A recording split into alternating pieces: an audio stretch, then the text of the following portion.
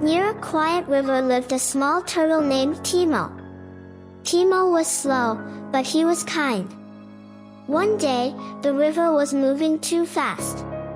A duck tried to swim across, but the water pushed her back. "I can't cross," she cried. Timo looked upstream and saw a big log stuck between rocks. The log was blocking the river and making the water wild. Timo walked slowly to the log and pushed it. It did not move. A beaver came and chewed the log. A deer came and pushed it. Timo pushed too, with all his strength. Splash! The log moved away. The river became calm again. The duck crossed safely. All the animals were happy. Timo smiled and said, "I may be slow, but I never give up."